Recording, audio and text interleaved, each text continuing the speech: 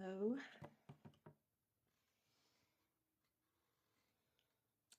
Happy Wednesday night.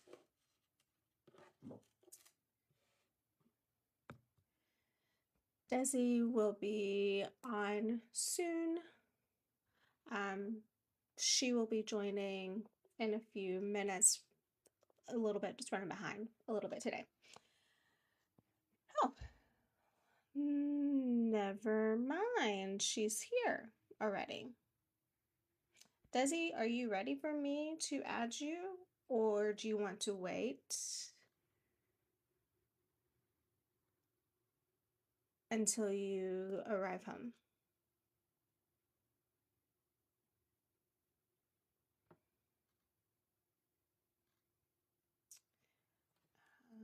I'm going to text you.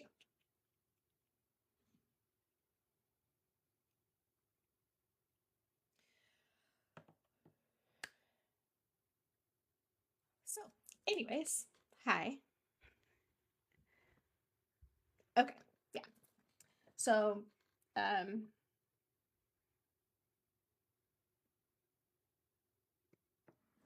we're gonna wait for Desi to really get deep into what this live will be about, but just a little bit of a surface level.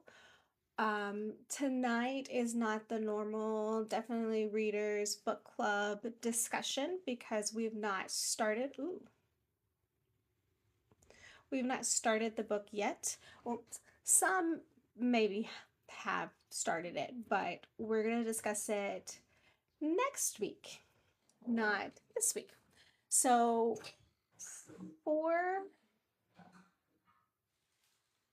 April, we're doing a middle grade book.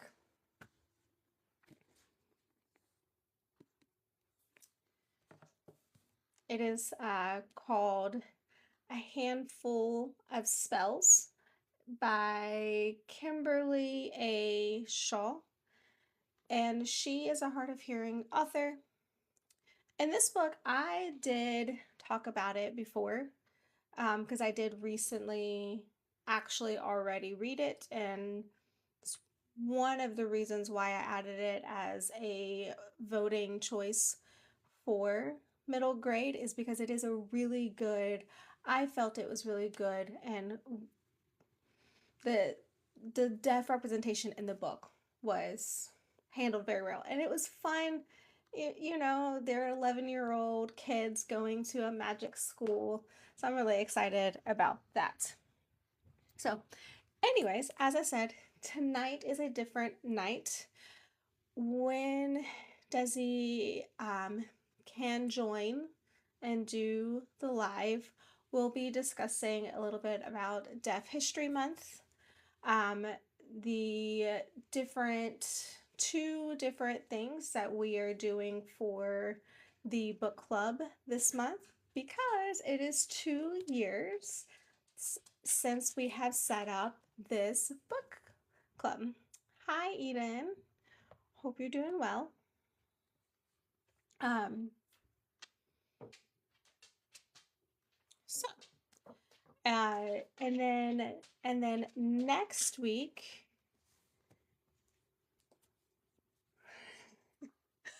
hopefully, yeah.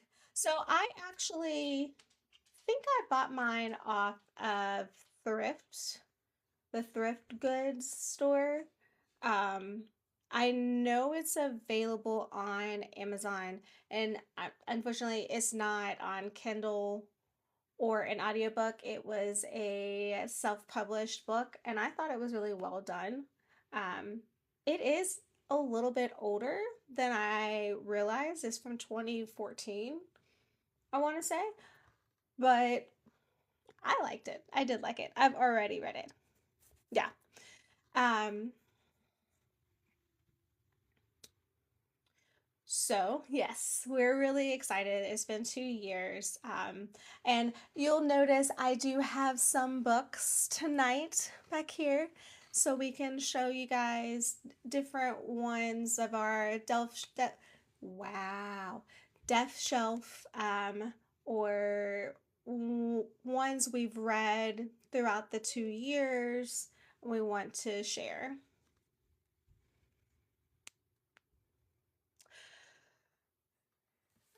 So for next week, we are reading chapters 1 to 8. There's 23 chapters in the book.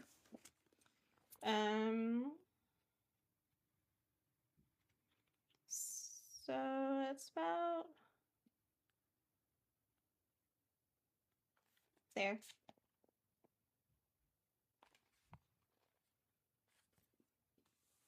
It's not long.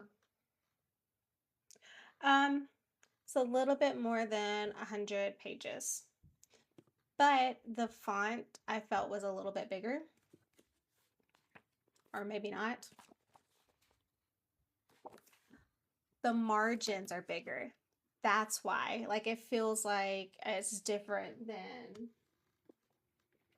like this, you know?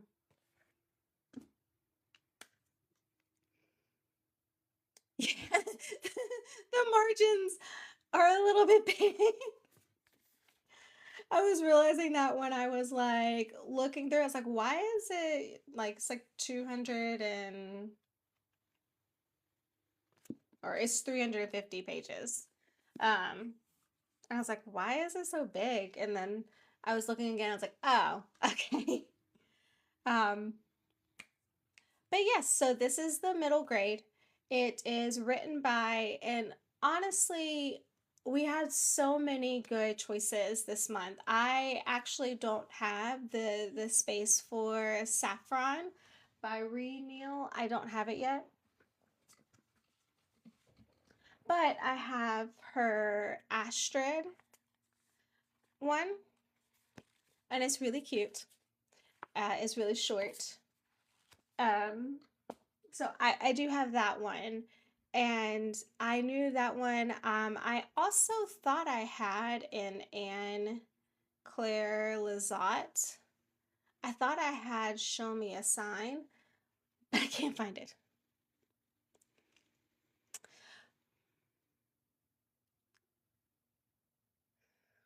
Does who want me to take notes on the book? Is noted down like in the back for me for my book that I'm working on editing? A little bit behind.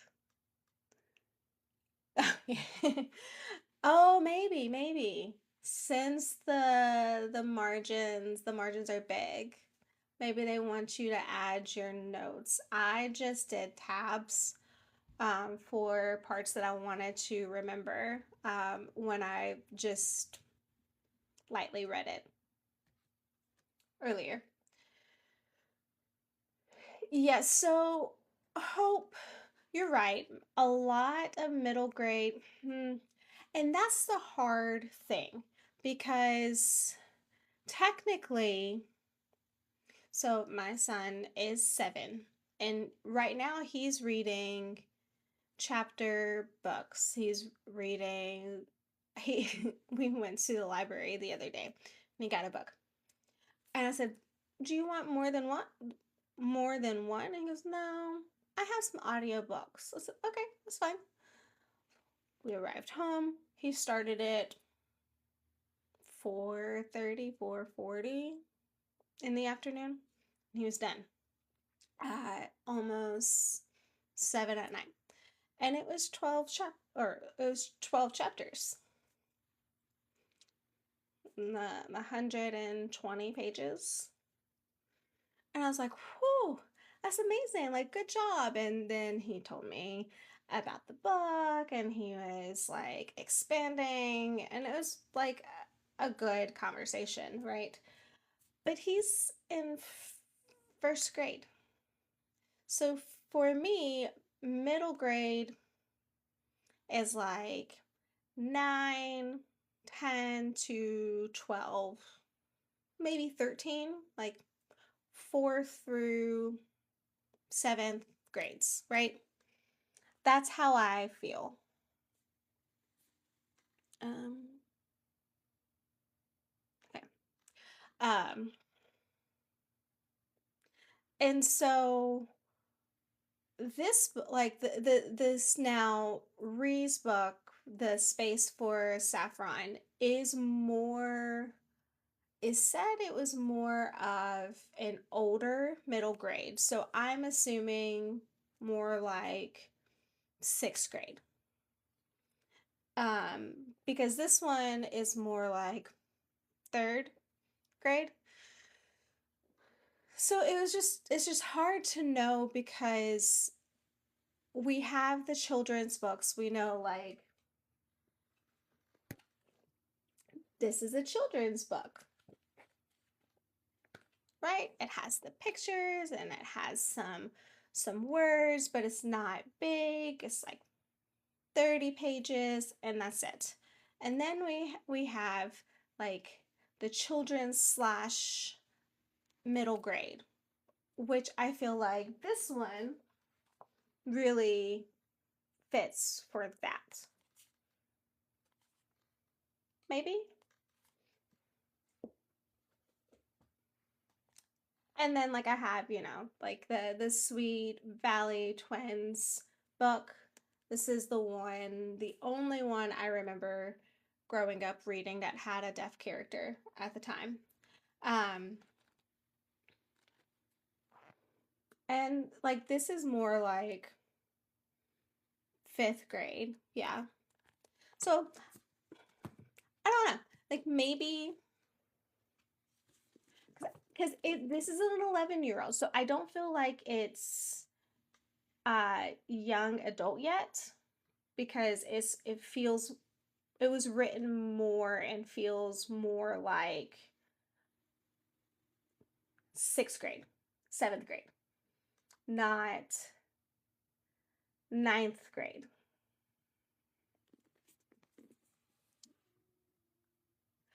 So you're right. And it's really hard for me. Some of those I might need to change again or do like middle grade slash young adult because that specific one said the age was, I think, 12 to 14, like when I went to look at the book. I actually have about four more books today that I found that I need to add to the spreadsheet. Um, and I've just not had time yet to do it. So this one, I've seen it labeled as both middle grade and young adult, but again, she starts in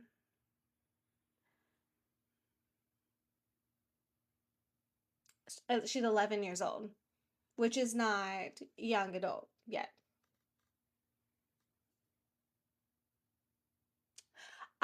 So some of them I like had to really search. So right now Eden is talking about our book list. So our book list, did the invite not go? Hey Desi, did you get the invite yet? I'm curious if you did or not.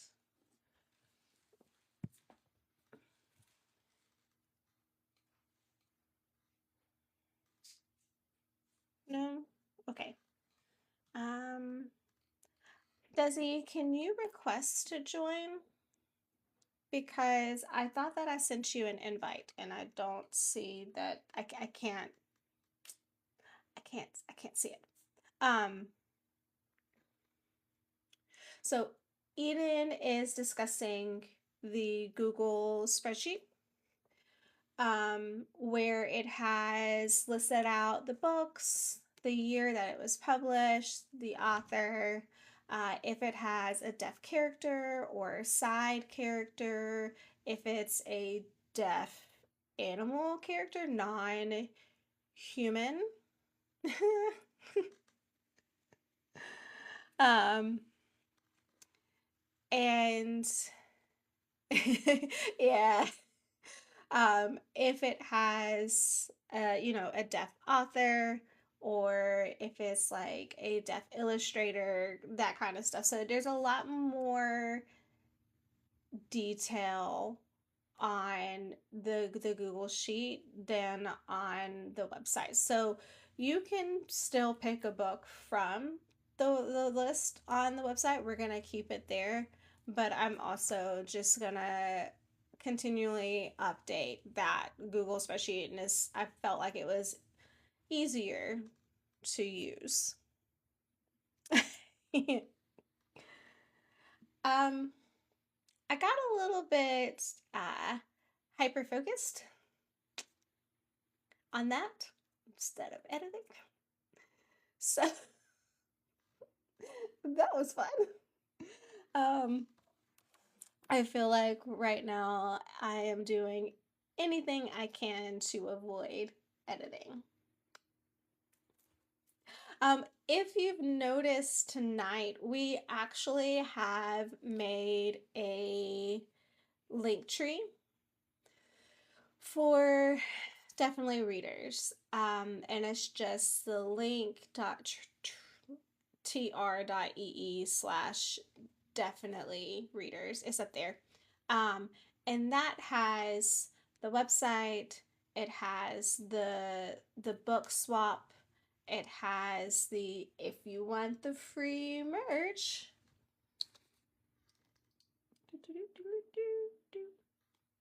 A button pen.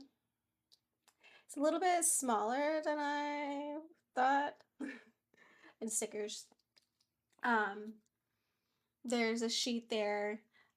It has the book list, and if I can finish it will have the resource page too, to make it easier to download, share, whatever. It'll be easy to access all the things. Productive procrastination. Yes. It actually is. I wonder if I still have it. Whoop.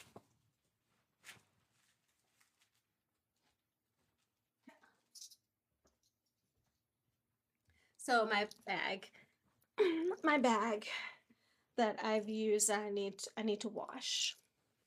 It has the Definitely Readers, and then this one says, it's the sticker one that said, yes, I'm deaf. No, wait, what does it say? I'm deaf, but also I'm reading my books, so yes, ignoring you. But yeah, it is perfect for a bag.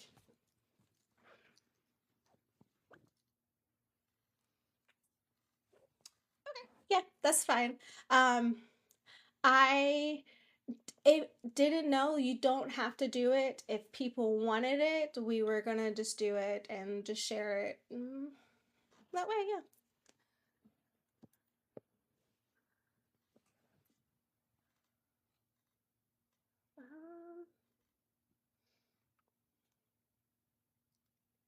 Ooh, a lanyard. Yeah, that.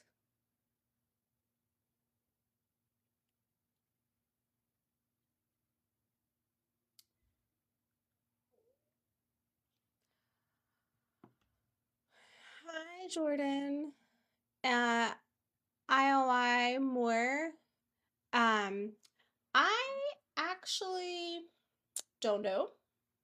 So I was raised hearing, um, and I learned sign late. I lost my hearing when I was 3, and I've had hearing aids since. I'm not wearing them right now. They're here. They were charging earlier. Um, and actually, my daughter had to go and get a hearing test today. So that was fun. Um, she has a lot of fluid, not blood, fluid on her ears right now. Anyway, so I've never gone because I've done a lot of deaf events that I've gone to, but not an expo. And I don't know if it's for school, if it's a deaf event more, or if it's like a hearing interpreter focused kind of event. Um, Jordan, that's awesome. I'm happy you're learning ASL, and it's actually a perfect month to really do that because this month is Deaf History Month. It's a deaf event. So honestly, ooh, that's a good question. So Eden asked, is it an expo or like a deaf fest? Ooh. Chloe, yes, that. I was actually just about to say, um, be confident, but also they may correct you. Um, Fingerspell, if you don't know the sign, and normally they will show you the sign.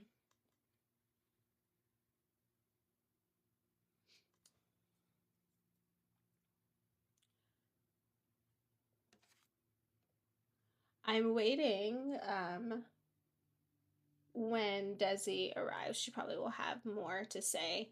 I am normally voice off when I go to deaf events. So um, I honestly probably would do that. I would be voice off if you can. Um, Simcomming, which is what I'm doing now, simultaneous communication is not ASL, it's more PSC because I'm using signs in English word order. Hi, Jetta. Yay! Okay. Hi. Hello. Sorry. My apologies. I didn't expect to be home so late. No problem. We've just been chatting. It's fine. It's a chill live. Remember, it's not discussion. Yes. So I'm excited about that. I'm sorry that I missed the first 30 minutes of it. But understand we had to go out to eat because we had no food in our house. We had nothing. So we had to go and get some food, which is Chick-fil-A. And then we went to the store to get some things that we needed.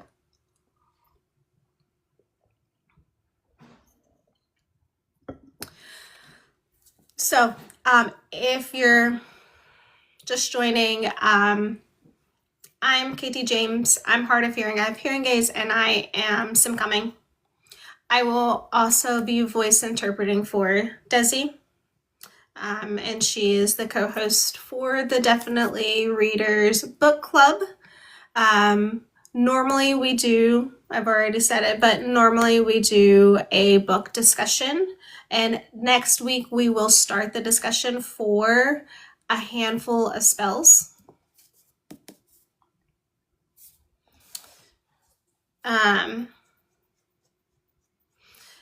And we're reading chapters 1 to 8 for next week.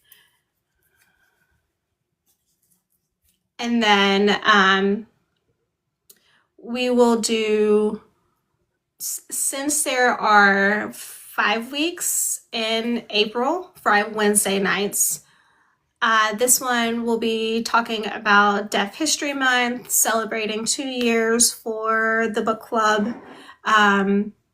The 2 fun event things, well, not really events, but things that we're doing to celebrate. Some deaf representation in books that we don't like just chill conversation about deaf history, culture, the club, that kind of thing. And then we'll do these 3 will be the discussion on the book. And then the last week, we'll just do a chill live again. So that's the plan for now.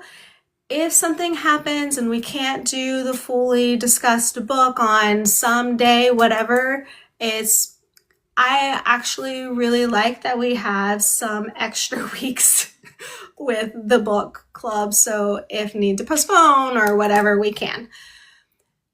Now, do you want to introduce yourself or you good? Yes. So last time in March, we missed a couple of weeks just because of I was out of town. And then we didn't get to finish all of the chapters on Wednesday. So we did do some double chapters, and that kind of happens. But hopefully this month it'll be smooth and we'll go forward. We'll see. Okay. Hello. Does anyone have any questions, or before we start Deaf History Month, do you want to tell everyone what we're doing for the 2 years? Yes. Not really. We talked about the Google sheet and that kind of thing, and I showed the stickers and the button, but I didn't go into detail yet. I had just started, so sure. So for April, it is two important things. It is Deaf History Month. And understand, a few years ago, it was only 1 week, April 15th through whatever. It started with the National American Sign Language Day. And then it did it for a week. Yeah. National Organization for the Deaf, National Organization for the Deaf, NAD. And so that's awesome that we have more to celebrate with Deaf history. And so there's a lot of history that we will discuss and go into detail about. And also 2 years of Definitely Readers, since that we have set this up in 2024. And actually 2020, we did think about doing some things, but we really established it in 2024. So that was the actual starting of the lives and discussions. And we were really excited about the 2 years. And we've read so many books, I've lost count. If you're interested in seeing what books the club has read, it is available on the website. I think it's under old reads or years past reads or something. It's a tab on the website. So you can see what all we've read if you're interested. And how we wanted to celebrate the 2 years, we were thinking, and then we said, why not just go ahead and do a book swap, a book exchange. So we're really excited about that. So how will you do it? So you can go to our link tree. It has a form ready there. And then also, I did add it on the website too, just in case. So it is available. The form is a link on there too, just for your information. Yeah. It's also on the spreadsheet. So it's really easy and simple to read the rules. So understand, it's not open to choose any book. It needs to be a deaf or hard of hearing character or a deaf and hard of hearing author, because that is our focus. So yeah, it's limited to about at least 5 that you like, 1 to 3, or I think it also says you can give your interests. So if you're interested in YA or mystery or something, and it's not on your TBR, you could get something like that. I prefer if they give me a TBR, I will be getting a book from that. Yeah. So it could be a recent release. It could be a book that you've already read, that you haven't gotten the book, that you want the book. You borrowed from the library or whatever. So like, I mean, it could be like if you wanted this one, you haven't read it. If you want it, oh, that deaf guy. That's a fun one. So, yeah. So my tip and my suggestion, I've already signed up. I picked 4 books on there that I like, that I want, and I numbered them in kind of like my favorite. This is the one that I want. It's in the very beginning of the first one, and then like numbered it that way. So whatever book buddy that you get, hopefully they'll pick which one of those and from my wish list. I will be honest, I have not signed up yet because I was doing a post about Deaf History Month for my, I was signed up to go ahead and see if it worked, and worked perfect. But so after you sign up, it's going to be open for signups until the 10th. That's a Friday. So on Saturday afternoon, probably, we will be sending it out from the Definitely Readers email, which is just a Gmail, it's a Google email account, to it's your book buddy, and it's only going to be to both of you guys. Like, we're going to do individual emails for that, so that it's not everyone's email address is there, right? And you will get their address, their choices, that kind of thing. And you can send the book. We would love for it to arrive before the end of the month, but we also understand sometimes things happen. And so if you can send it before the end of the month, or if not, just reach out and let the person know so they can expect it. 2 things. Eden said it took her an hour to decide. Yeah.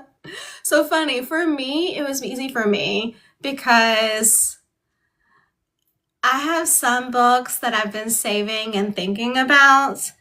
And especially one book that recently released this month, I really, really wanted. Oh, Sydney Langford? No? That's a second. Oh, Kelly Andrew? Yeah. So that, I need to add that to my collection. I have all 3 of her books, and so I need this one to add it. So I probably would say she might be one of Desi's favorite hard of hearing authors, deaf authors. I really like her, yeah. So she writes really strange worlds, but I like that style of her writing, and also I like how it all works out. And I was like, oh, so it's the same universe but different stories. So I like that. But I'm curious on her new book. I don't know. Well, her new book has vampires, which is one of your favorite things. So I found out the vampire is not deaf. The human girl is hard of hearing, and she has hearing aids. Oh, that's awesome. And she has hearing aids to say, she has to take off her hearing to save her battery. Oh, okay, interesting. Anyways, so there was a question that we missed. 1 second. Chloe said, is it respectful for a hearing person to write about deaf characters? No, because if a hearing person is writing and wants they need to do their research and have deaf sensitivity readers. You said no, it's not respectful?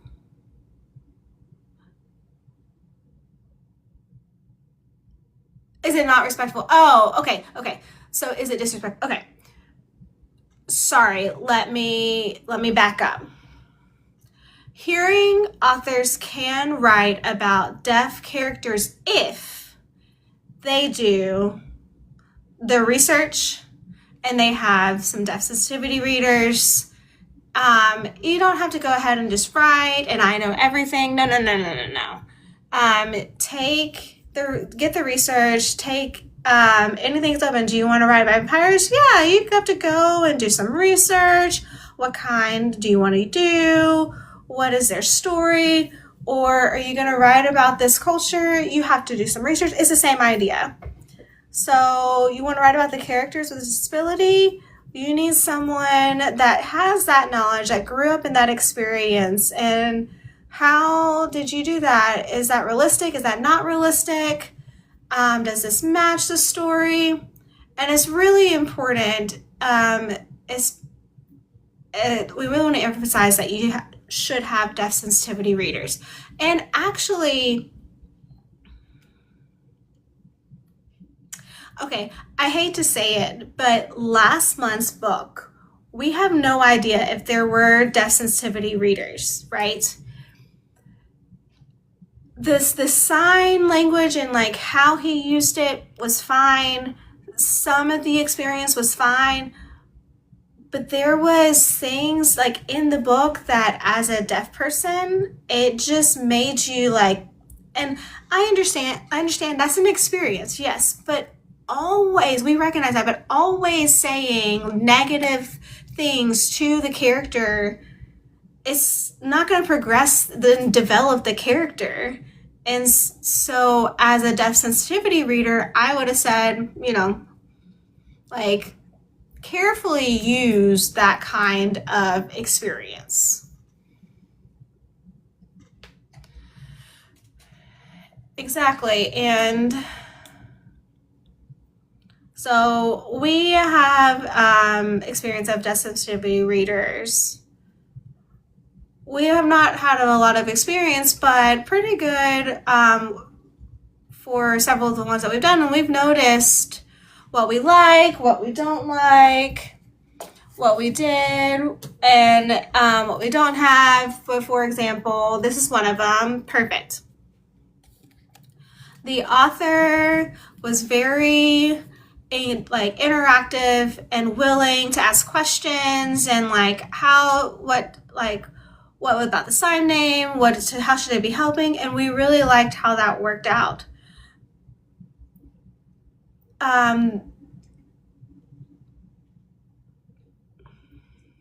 So we gave a lot of notes and we did some research, and she had deaf sensitivity readers and then all of that. The author's note. Right here. And most authors don't do that. So how do you know if they did their research, if they didn't just talk about it? What was the story about? The character is deaf. The character is hard of hearing. Do they lip read? Do they sign? What? So specifically, we need to know. And that's actually one of the things. So both Desi and I have done deaf sensitivity reads. One read that I did was actually interesting because it was not really for a deaf character, but for an autistic character who is mute, and when they get sign language representation, and when they get overwhelmed, they can't speak, and so they were mute. And it was very, very respectful how they did it. They did the research. They asked me to do like a sign language sensitivity read. They took the feedback. Some of the signs were weird that they were using. I was like, no. We figured out did they want to show sign like gloss, or did they want to write it in English but show that it's signing, right? Like, so I gave notes and like examples of different ways. They chose to do it as gloss. They wanted to keep that instead of English to make sure that it was fully understood. And then also they've added a note at the beginning. It will be released soon. It's called Mad Eden by Morgan. Mad Eden. Yeah. So it's actually a very interesting story. I only did the sensitivity read for the sign language itself, but I got to read the book too so that I would understand the character better, since I'm not autistic, like since I'm not part of that community, but to make sure that the sign language would fit the character and be easy. And interestingly enough, the author themselves is autistic and also goes nonverbal and started learning sign, and that's why they wanted to add it to the book. So they are hearing, but they reached out and they had the experience, but also they reached out and they said, I just started learning sign because I realized I needed help. Like, they were in ASL 1. And they said, I can't do this, but I want to show how this will help because I've noticed it helps me. And so, they reached out, they got a sensitivity reader, they did some research, and that's the way that it should be. There was a lot of communication, like notes and like videos to make sure. Okay, you good? So anyways, I will add that book on the list. I need to add it. And I will note that it's mute. Sorry. Kara said, what kind of deaf books do you recommend for a hearing person to read that are what? We have a list. Okay, we have a list.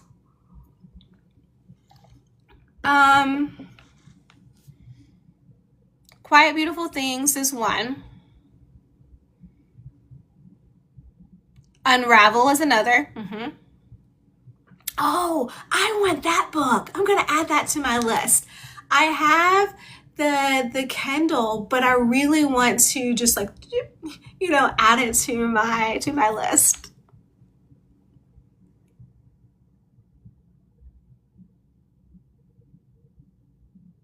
Novels. Okay. So I have some of them. Okay.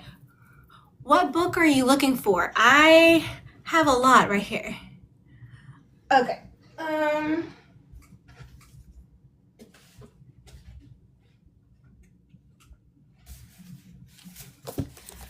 So hearing authors. Yes, that. Hunting Sirens. I don't have that book. I should have added that. By Mary Meekum. This is really good. So it is, the girl is she unalives sirens because she can't hear them. And the siren that is there, he's trying to have her get her help. He's mute, and so they sign. So that one's really cool. She said Quiet Beautiful Things. That is a romance book. It has a really sad, sweet story. The daughter, he just finds that he has a 4-year-old daughter who is language deprived and fully deaf. And so there's a mentor that is there who is deaf, and they fall in love.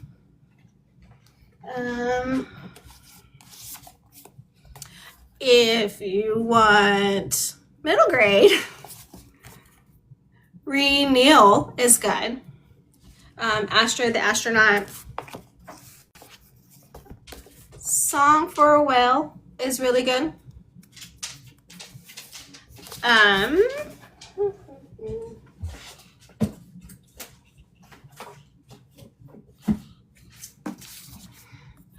So this is a hearing author. These are deaf. Are they deaf roommates? Kind of. So it's like a fully or mostly deaf community. I've read it, but it was a long time ago. So this is really cool, and it's a fantasy sign language.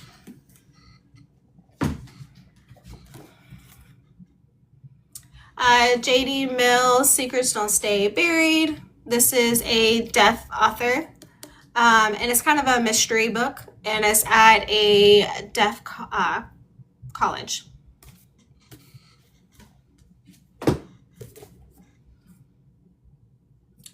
Daisy Chain Reaction.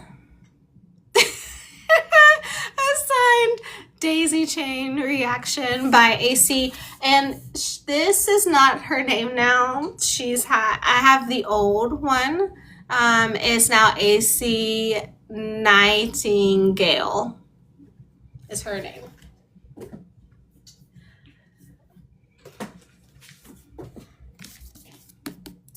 The Whispering Dark by Kelly Andrew. I have Your Blood, My Bones over there, but I only brought one example from every author I had.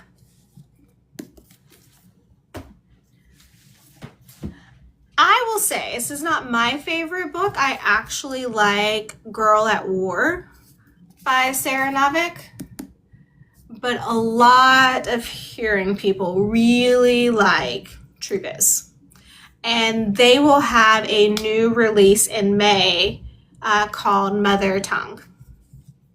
So for me, I felt like it was more teaching about deaf history and content, which is nice, but I wanted more story. That was a personal opinion. So I preferred Girl at War.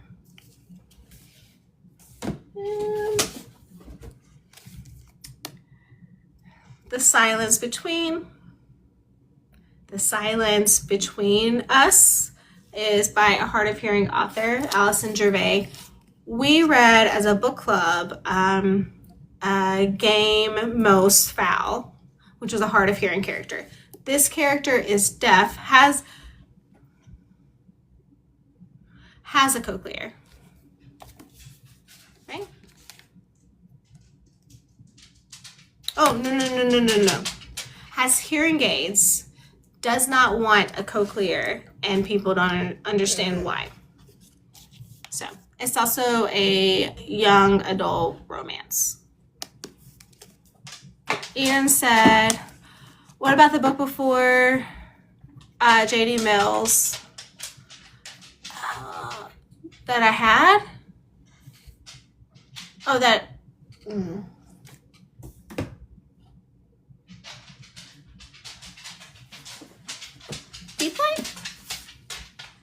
Deep Light by Frances Hardinge.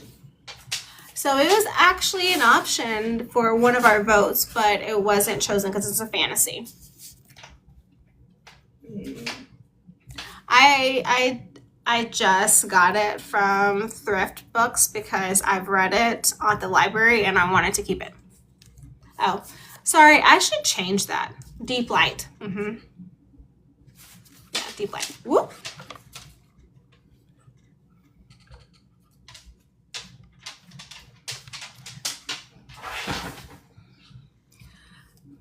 My dog hit my light and it was, hi.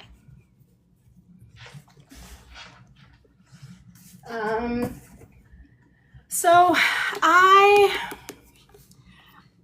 want to recommend her because some people may like Laura Brown. She is a hard of hearing author. Okay.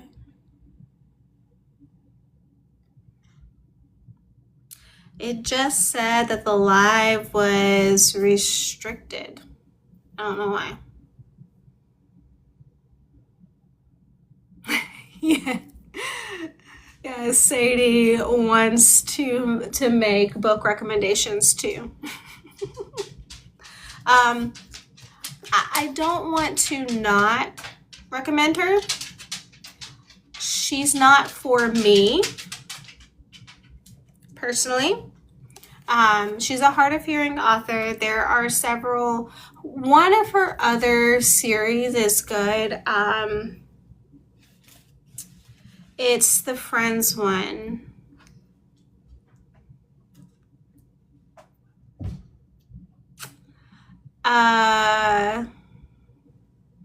It's like a fake dating relationship or something. Yeah, same. Yep. We have so many on our TBR. I struggled with this. I know it's a deaf or hard of hearing experience. I understand that. I'm not upset about the writing. I just didn't prefer the book itself.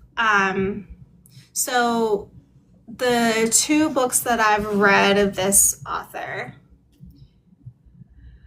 the characters hide that they have hearing aids. They don't tell people that they have them. They don't advocate and say, I can't I couldn't hear you. I don't understand. Can you say it again? They just keep quiet, step back, and don't tell. And there's a lot of miscommunication, and that's one. I hate that trope. Sometimes it's okay. We both hate it though, because we already have miscommunication in real life. I don't want to read it. And we also don't like bullying.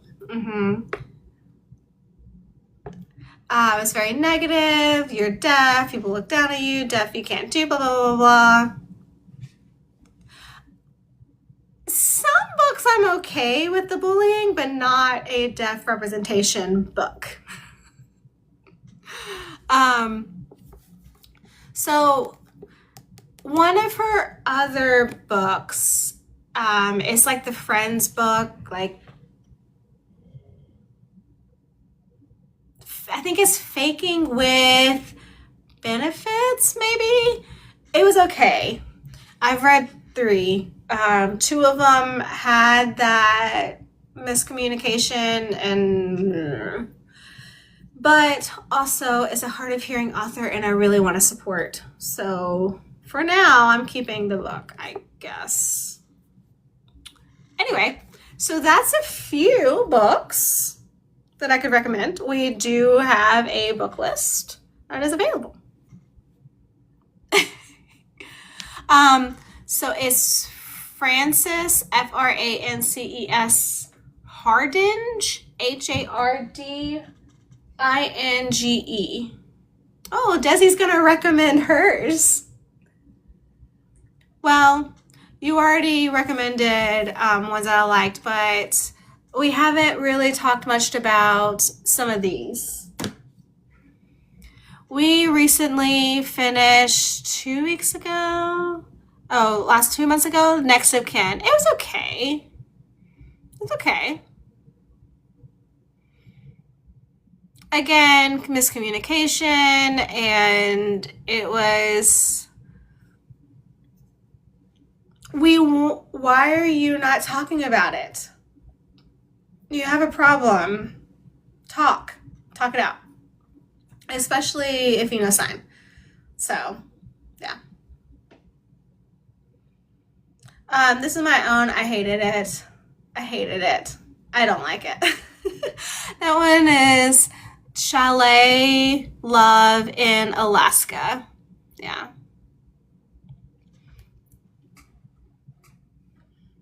It was cute romance. It turns out to be she had surgery so she could hear again. Not a cochlear implant or not, surgery to fix her hearing.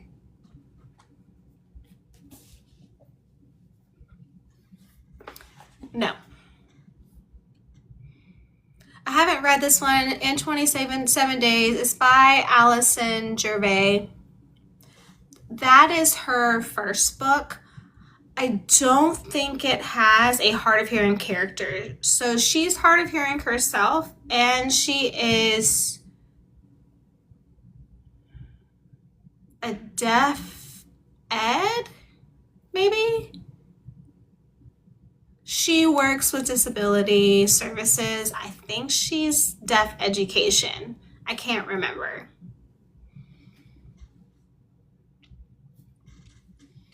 So I don't know. Yes, the author is hard of hearing. Yes. In 27 Days. I'm a little bit anxious to read it. I want to read it, but I'm a little bit nervous because it has unalivement in it on the trigger warning. And so I didn't finish it. I read a little bit of it. Only When It's Us. By Chloe something, I think. Oh, A Sign for Home. Right. Yeah, by Blair Fell. Maybe we'll also suggest this for The Deafblind. Oh, that would be a good one. Yeah. July. Oh, so also, if you're not aware, we're doing a book reading challenge this year where every month is a different category. So we've already done Sign on Page, Deaf, Hard of Hearing romance, fantasy or sci-fi. And now we're on middle grade. And then next month it will be young adult. A few people I've not mentioned that I did want to talk about is Anna Sorrentino. I feel like it's more middle grade, but I think it's labeled young adult. Deaf author and has some cute stories. We'll have a release in May too of a new one. And then also It Disappeared. Oh, there is a Sign Me Up by Dulcie Dameron. I like it. That was a deaf male friends to lovers with a hearing woman at work, and it's a co-worker workplace romance. That was actually really cute. I think it was really well done. And if you like hockey. Oh, hockey. That's ice skating. Sorry. Slapshot is one of my favorites. It was really sweet. I don't remember who it's by. It's on the list though. So, so a book I want to read that's on my list is called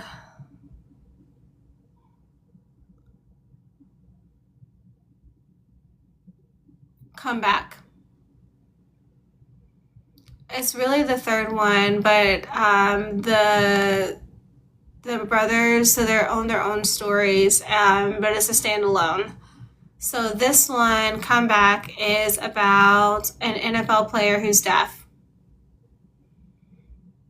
And he meets a hearing girl, and they start dating. And I was like, okay, so interesting. And this is one I've not added to the list yet, because I just found it yesterday.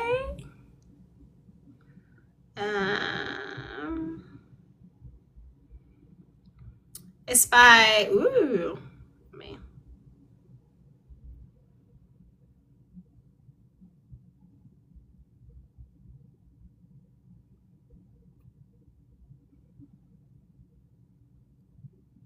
Let's see. So it's Invisible. I had that on my list too. I almost suggested it for middle grade, but it's hard to choose. So I just found it the other day, and I've not added it. I don't think I've added it yet to the list. It's by Cicely Ann Patterson. Now this is Auslan Sign. It's not American Sign Language, but it's a series. There's 3 books. It's more, I think she's 13 in the book. So it's like teen. And she has hearing aids, and it says, who are you when nobody sees you? So I may have bought it. You know, because I don't have enough books already. It's on my Amazon list. I've saved. I'm not gonna buy it now, but I saved. So I actually got it for free that day. It was free. No. I told another person about it, and I think I told, and I said, and she goes, no, it's not free now. And I was like, oh, sorry. I don't know what happened. It was free for me. And then I actually would recommend this book. It is a graphic. Oh, I forgot Mooncakes. That was okay. It was cute, hard of hearing representation. But this one is deaf. There is sign in the book.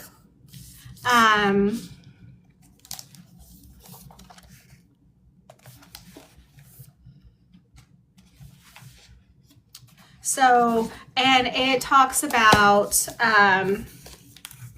so it's about POC, deaf, and magic. So if they have magic, they're kind of banned.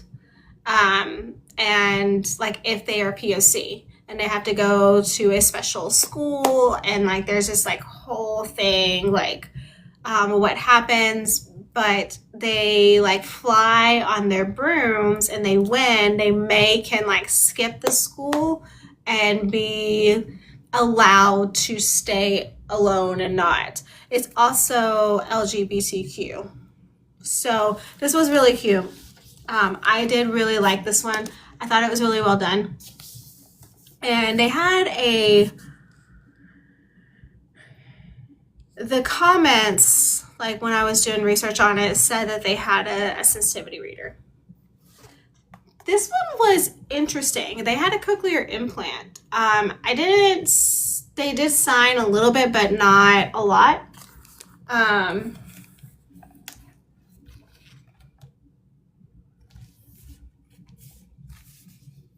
But it was really pretty. It was okay.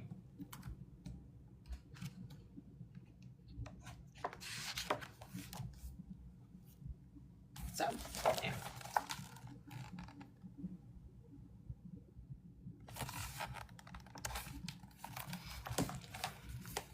So their battery died or got messed up.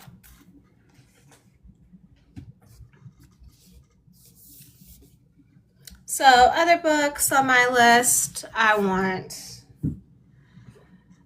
this is the second book. So we have read the first one. It's called Perfect Silence. This is the second one. Did it release? Oh yeah, okay. Fractured Silence.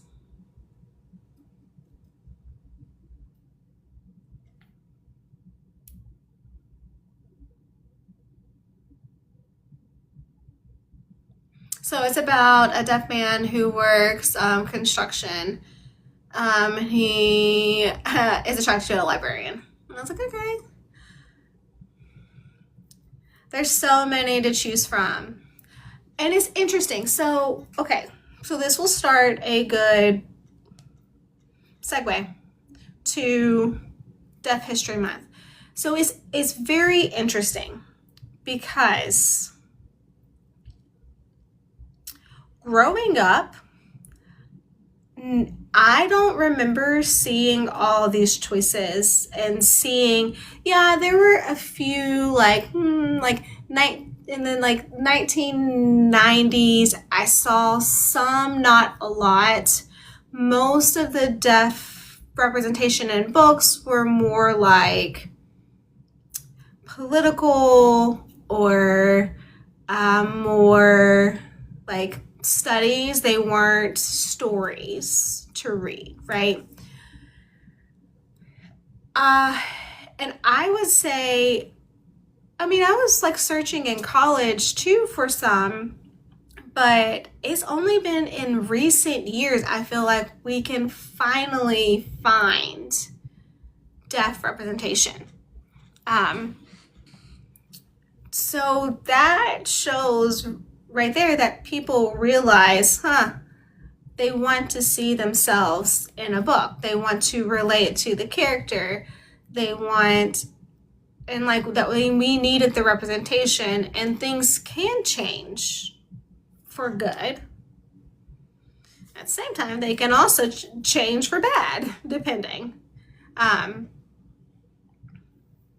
But do you want to talk a little bit about Deaf History Month? Yeah. So honestly, there are so many things to discuss. So we'll try to just give some facts, some everyday one facts. But I want to let you know, deaf people have been oppressed.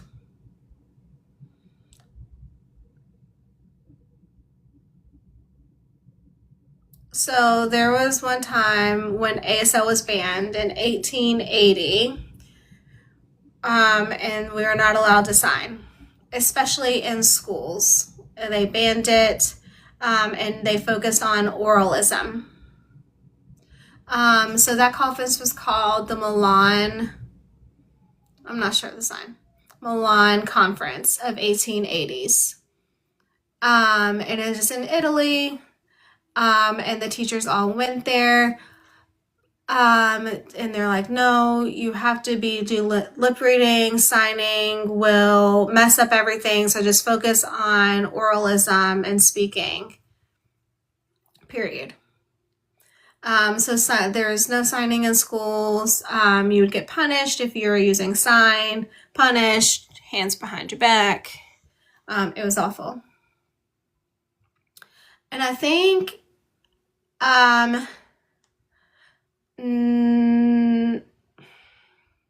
1920s.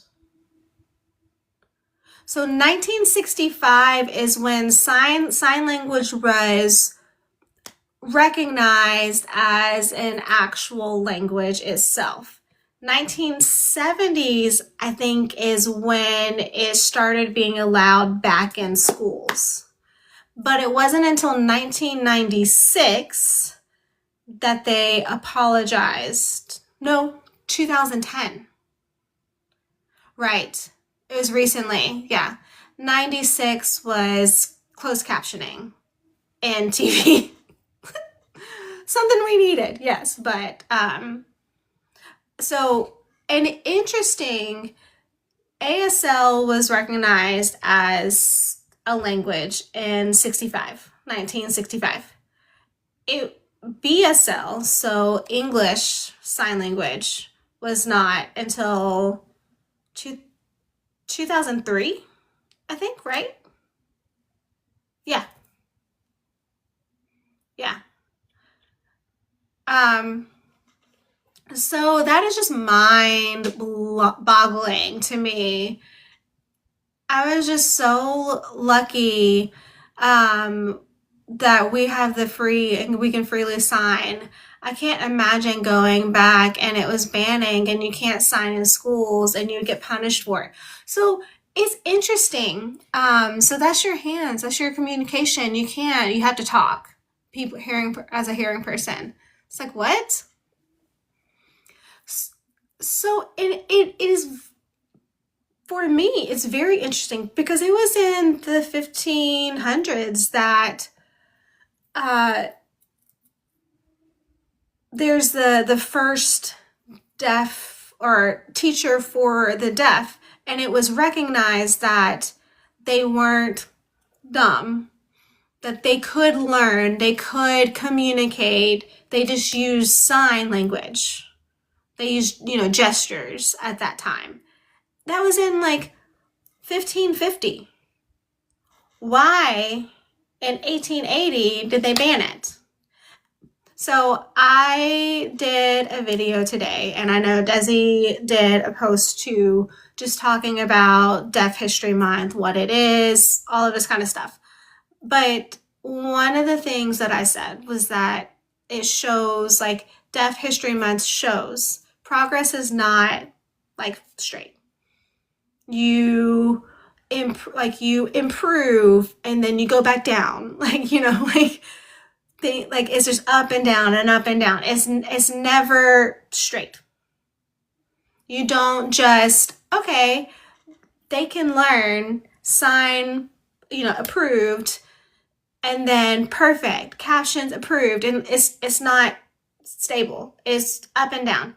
There always will be barriers and blocks and things taken away, and things that we have to go through. And I'm not trying to deviate, but that's a good point. Yes. For captions, it took us a long time to finally get captions on TV. 1996. It said you have to have it available. Doesn't mean it will always work. And not all TVs had it, only specific ones. Mm-hmm.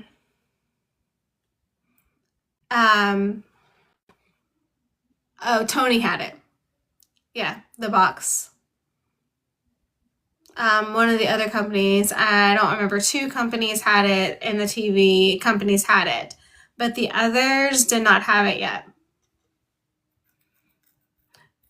So I was watching a presentation on Marley Matlin, and she really advocated for this. You need to have captions on TV. And I didn't know that she was a big part behind realizing that on TV. And honestly, one of the things when I was doing some research for recent, because I know most of deaf history, right? Like before, but recent years, 2010 to now, things that have changed. And the captions on YouTube or on TikTok or Instagram, it should not be hard. Yeah, on your phone too. But it should not be hard to always have captions available if needed because of the technology we have today. We still don't have it where it's automatic to do it. You have to turn it on. So I remember I had a MacBook computer, right? The old one, not the clamshell or the G2, G10, not that one, but the one right after that. And I had captions all the time. Whenever it was when you still had CD discs, drives in your computers, your laptops. And it always had captions on for me when I was watching a movie. And my friends were like, "Why do you have it on?" I was like, "Does yours not do it?" And they're like, "No." and we couldn't figure it out. And they turned it off on my computer and I couldn't get it back. And I was just like, and some of the movies had captions where you could add them, but it wasn't, not always. But it would do like captions if I had like recorded like a YouTube or whatever, like. And like, why don't we have that now? Like, anyways, you said it, like, it's mind boggling. Like, that. So we do have amazing technology today. We have access better than before. Ooh. It is evolving, yes. But there is always something that we are blocked on. There's a barrier. So there's no XSY. It's 2026. It's impossible. For example,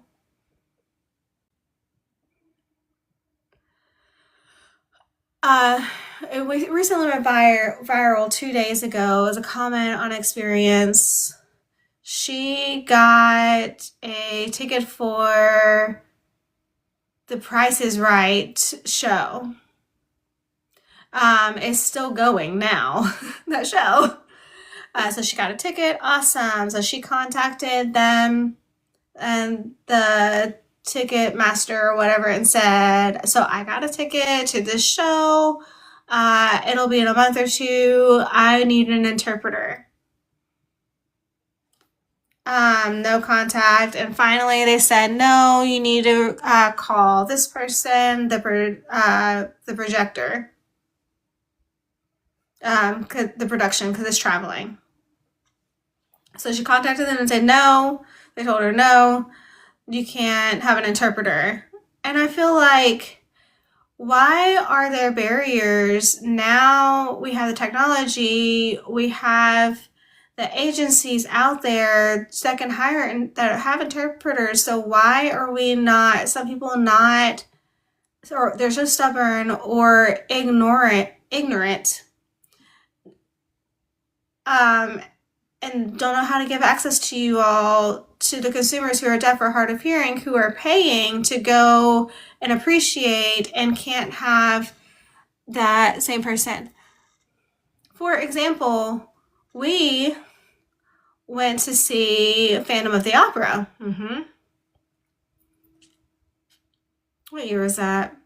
2019, yeah. 2018, something like that. So we kept contacting about an interpreter, and they said that we don't provide at the venue. The production company will come and they're responsible. Okay. So I contacted them and said we need an interpreter. We got the tickets. And they said, no, sorry, we don't have that, but we have a device that you can read the words for the songs. So talking about that place, they now have where if you have it already on your hearing aids or your cochlear implant, the T-coil, right? If you have it already on and the audiologist has set it up, you put it around your neck and you can, it like streams into your hearing aids or your cochlear. But I don't have it on it. And I told them, I was like, it's not working. It's not working. And they go, oh, well, you have to have something already there. Why did you not tell me when I asked you how it works? And they're like, well, you can use headphones.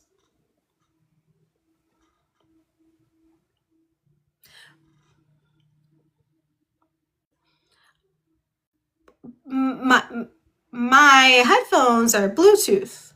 They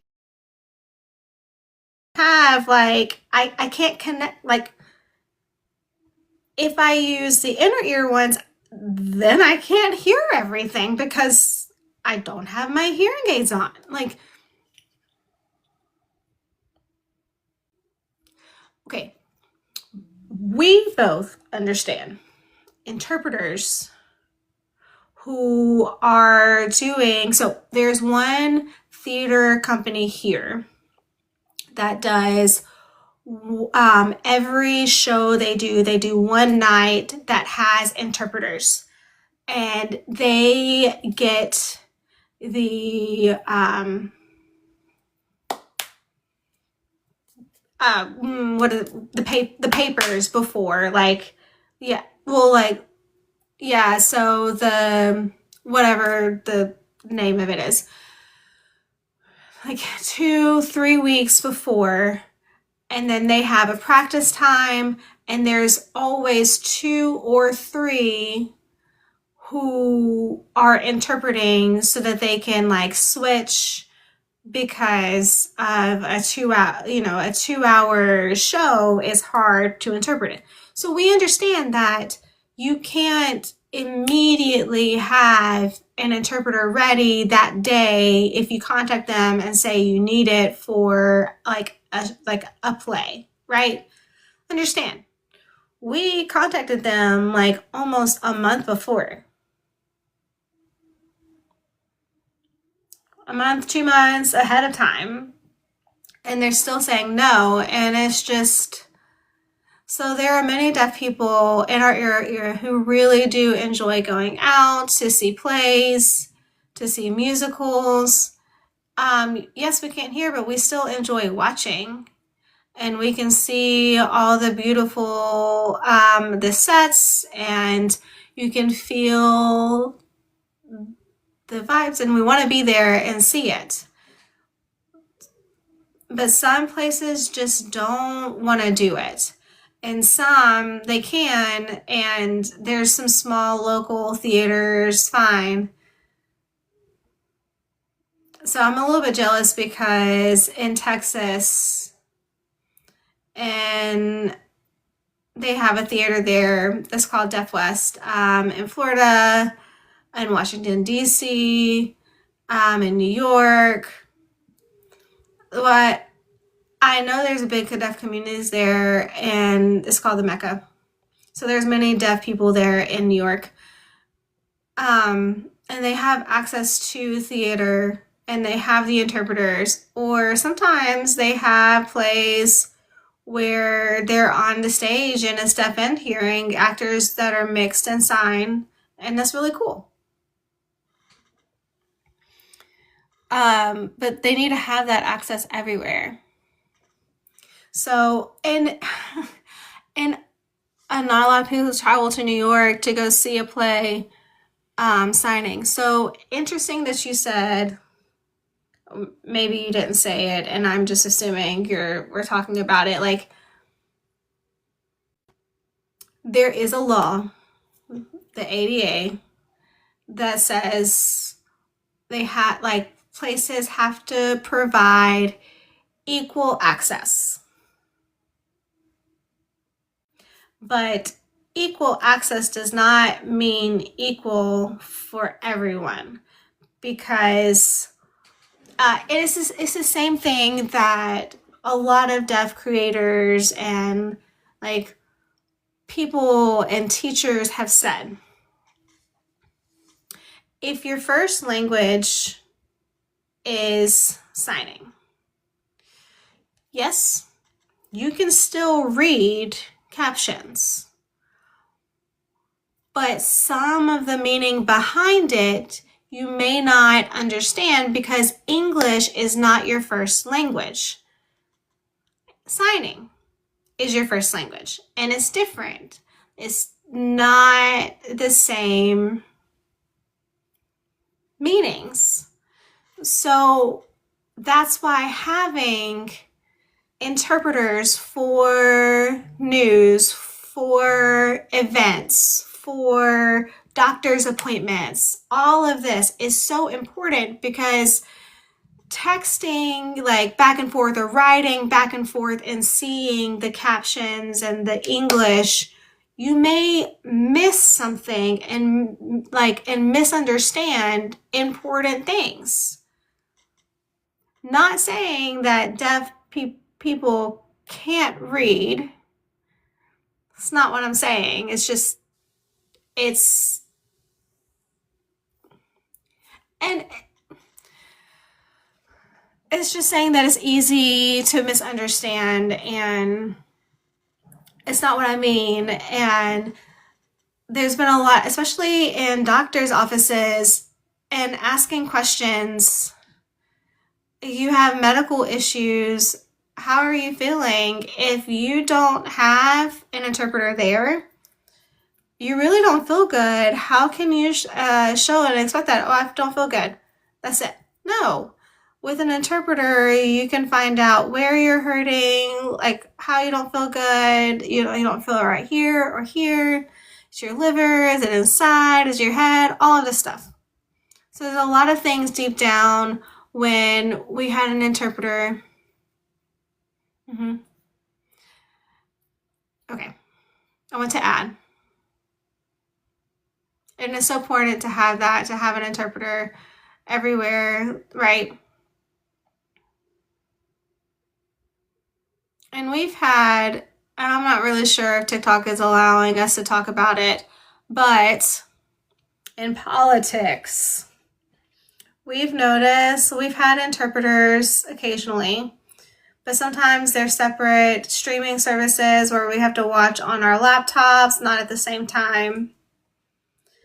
So we have been fighting that we needed PIP, picture in picture.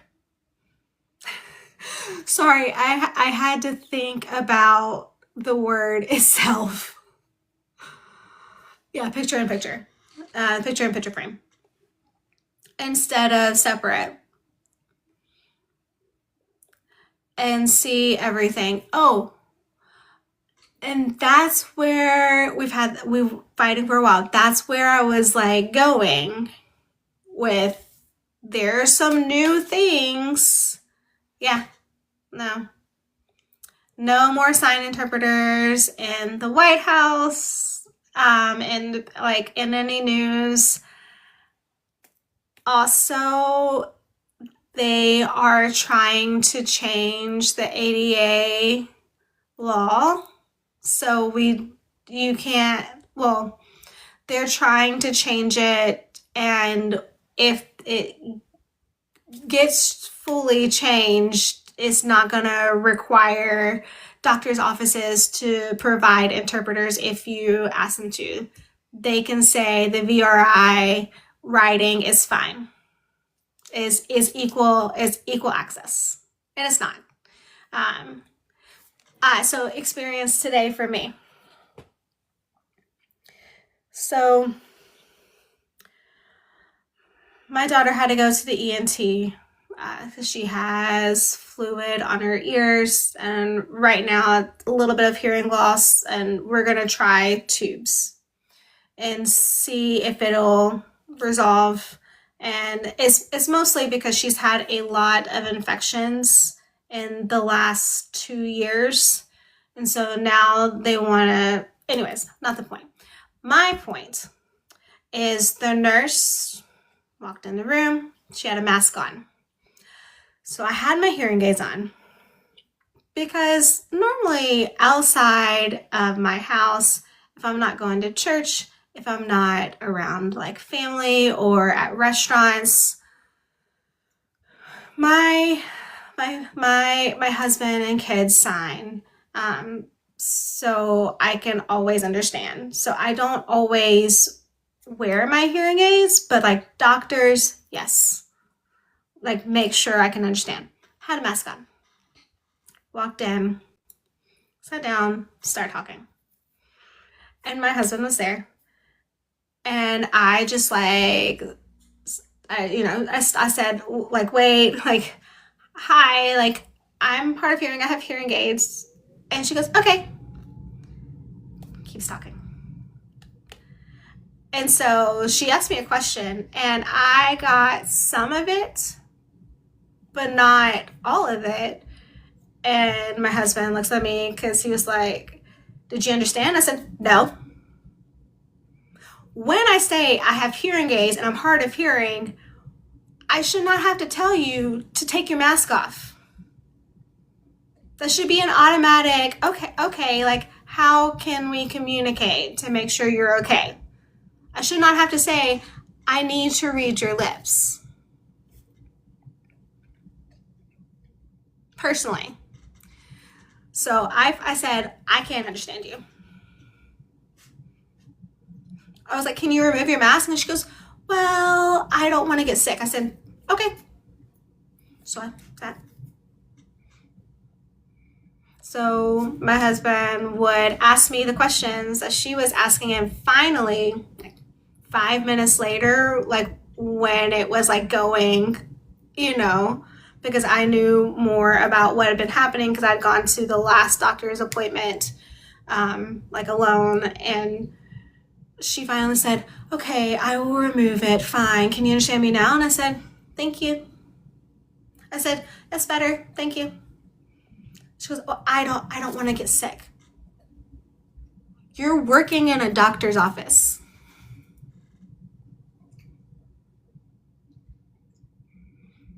We were not sitting close. Like we were, like the next time I should have like clear mask ready. Oh, hang on. Oh, I need to get more again, because I've seen it more often recently with masks, and I'm like, oh, I guess I need to get some. So my OB, when I was pregnant, like during COVID, would always have like a face, like the clear face shield, and she never had a mask on because she knew that I would need to read her lips. And the nurse was just like, go get your mask, like COVID. And she goes, no, she can't understand me. Like, I remember like when I had my daughter, they pulled down their mask like because I had a C-section, and it was an emergency one again. But she were like, she can't understand me, and they pulled down her mask. She goes, somebody needs to talk so she can understand, so she can understand me, like, and like in the middle of the surgery. And it was funny, like that's the one part that I remember. Anyway, so no, lip reading, like writing back and forth, is not 100% like equal. Anyway, sorry, I kind of deviated a little bit, but that was one of the things that when I said progress is not linear, not straight, it's up and down, it's because we now have sign language, like it's an actual language, but at the same time we have accessibility being taken. So I know Desi has said, like, do you have any questions about deaf history, or did you want to talk about something specific? Some things that we're both going to talk about on post this month. I know Desi has a few ready to post, and we'll be doing maybe one more on Definitely Readers, but mostly we'll be sharing like her post, or if I post, we'll be sharing it that way because it's easier to handle. But one thing we do want to spotlight is how can you support the deaf community? So what ways can you show your support? So obviously, learn sign language, right? with a caveat from qualified teachers. Desi is a teacher. So I will always feel that a deaf qualified teacher is the best way to learn. If you're in an area where there's not a deaf teacher, a hearing qualified teacher is fine. But will not have the same experience because you will not have the culture that they grew up in. But learning any sign is amazing from qualified teachers, not clout chasers on TikTok. Sorry, I had to add that. To follow deaf creators, authors, artists, all of this, comedians, like those are some fun ones to do. So support deaf businesses, deaf-owned businesses. I know we'll be posting about some of our favorite ones that we follow and support. We'll spotlight, yeah. We'll follow these ones, yeah.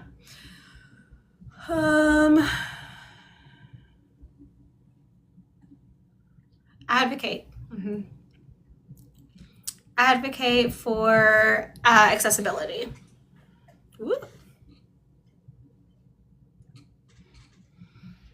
Share what you've learned, share about deaf awareness, like spread that out. Like we want people, because and that's the thing, is history like shapes how the future will be.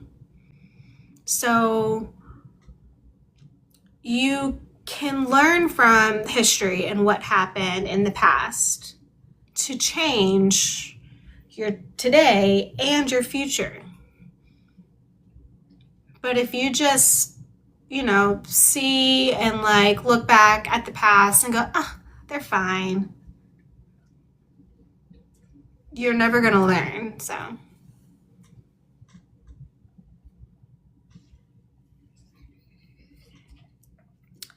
I think that's all, but we would love for everyone to share your stories too, like in Discord, in DMs, and comments about your experiences. Every experience is different. Different upbringings. Oh, going back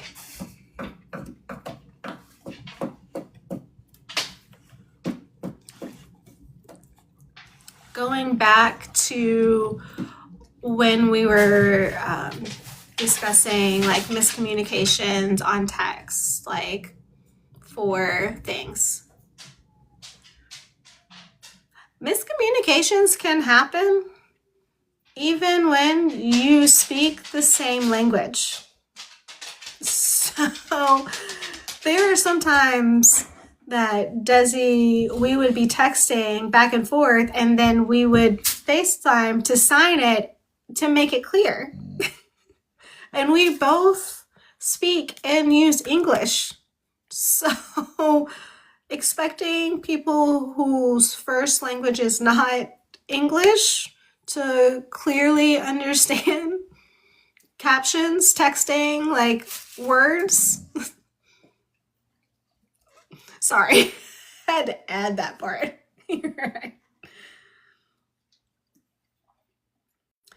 ASL is a visual language, and English is not my first language.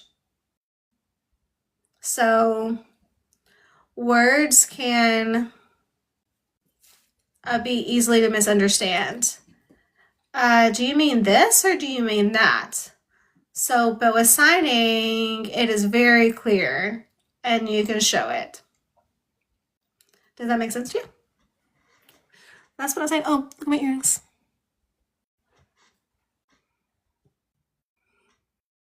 Bam.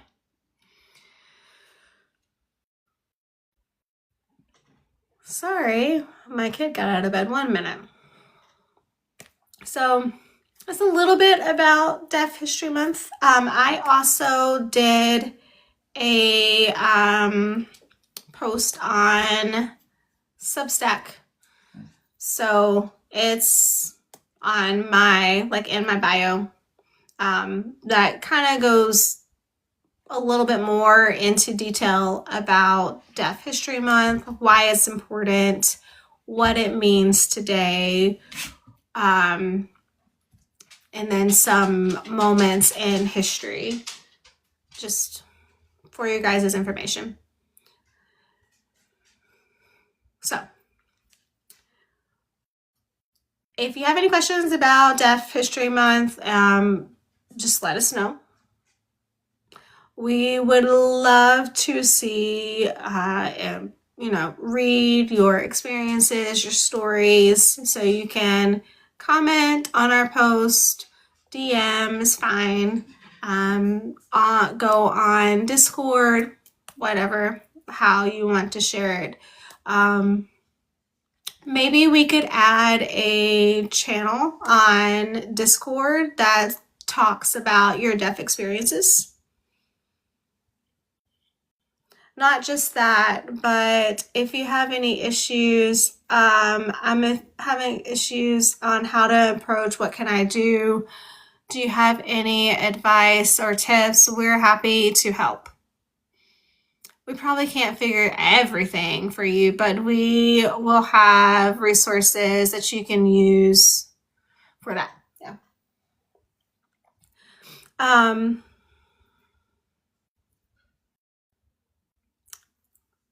Second, the book swap, it'll be open until the 10th, and then we will take down that form.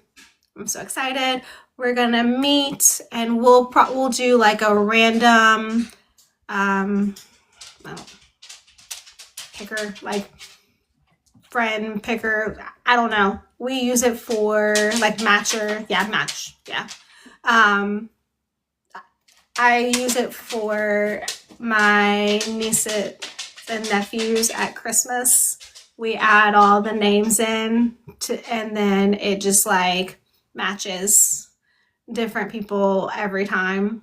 So we'll use that, and then we'll send you an email on the 11th of who your buddy is, and their information for what you need to know. And then you can send a book by the end of the month and you'll get some happy mail, some book mail. Yes, definitely delivery. Yeah. And then if you want stickers or a pen or both, whichever, we have the Definitely Readers. And you can see it on my bag right here.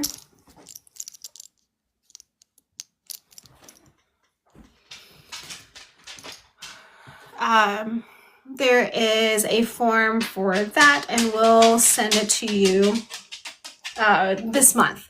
I'm not going to promise a day, but it'll be sent out before the end of the month. That's all I will say for that. What? I don't know what she needs. Maybe she's hungry. Bathroom, maybe. So I wish we could talk more about history, but there is so much and I know it's late. But I'm excited for the end of the month. The live, we'll do a wrap up.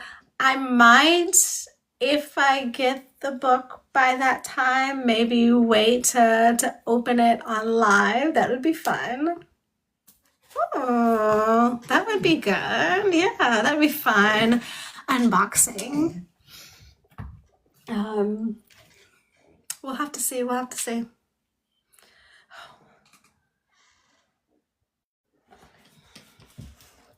You're gonna laugh.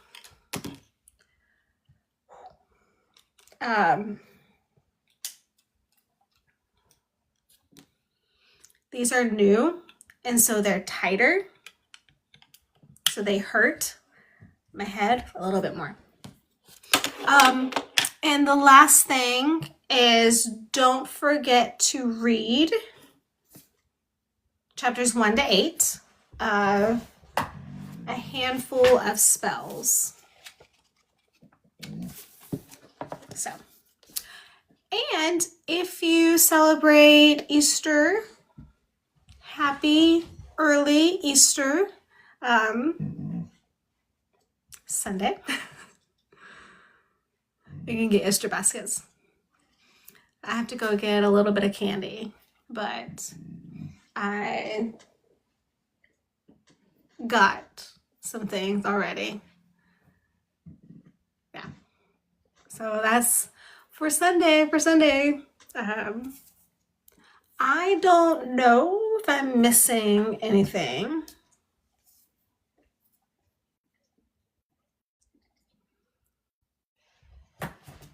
I feel like we had have a lot to talk about, but I think we covered most important things tonight. The book swap, the pen and the stickers, the book,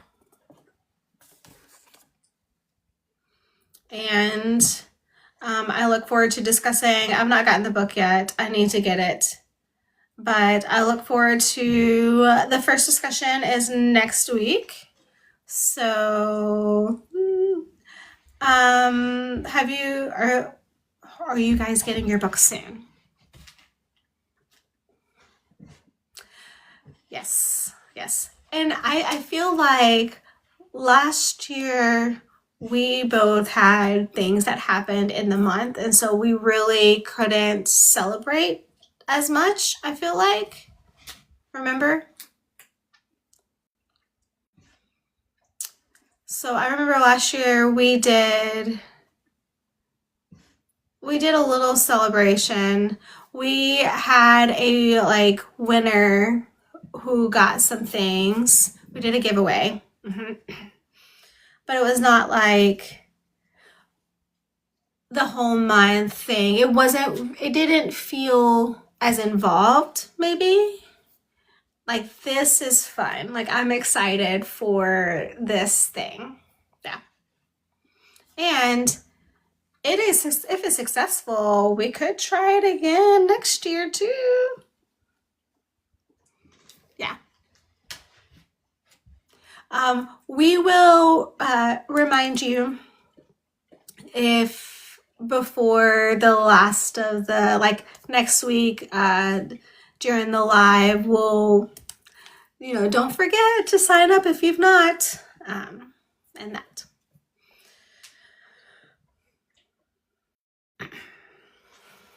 I think that's all for tonight. Yeah.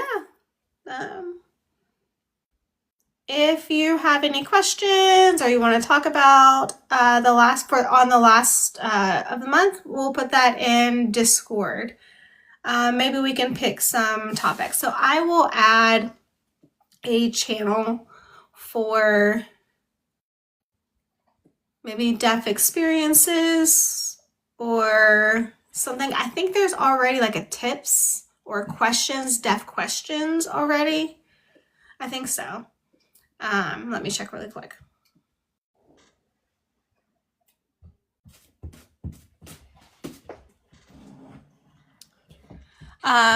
There's deaf and hard of hearing book recommendations, other hearing book recommendations. That's it.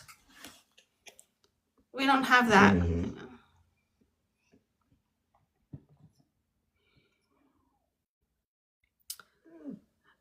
We have ASL deaf culture questions. It's under but that's not Huh? So we can use that, but we can also add a deaf experiences, or maybe say like ASL, or just experience, or deaf history. Yeah, deaf history. Yeah. So whatever. Sounds good. And now I get to put all the books back. It's fine. It's fine. Yeah. Itching. Okay. Well, happy April 1st. I didn't do the Fool's Day. Yeah. If anyone did a April Fool's joke today, I did 2 jokes, but it was not really good jokes. The first one I said, I can't believe we have to move to Washington, D.C. Oh, darn. My friend Kim was just like, whatever. The second one was a little bit more believable. I said, I just ran into and saw a celebrity, Tom somebody. He has his big teeth. Grill.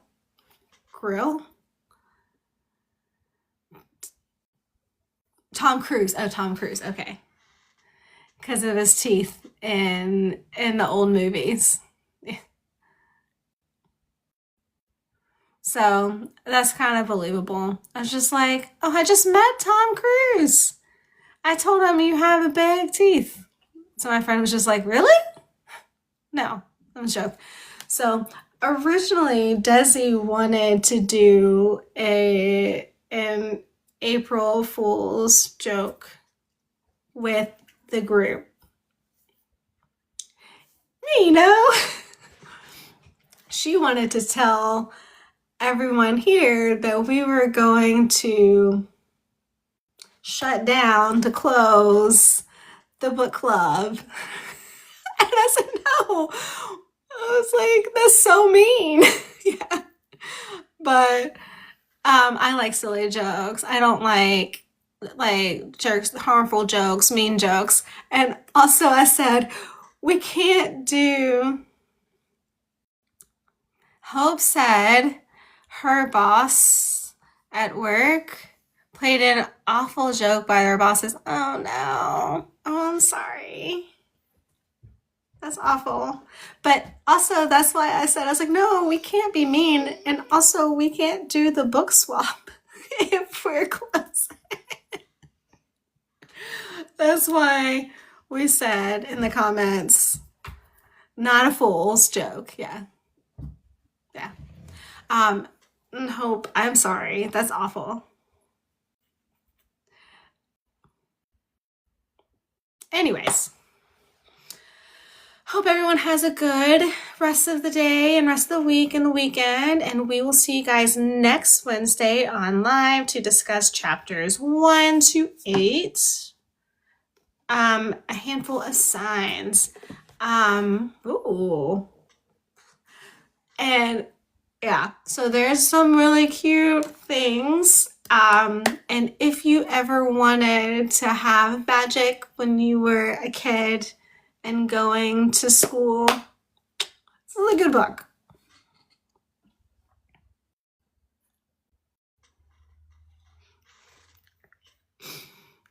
Yeah, I would have said, you owe me money for my mental health therapist appointment.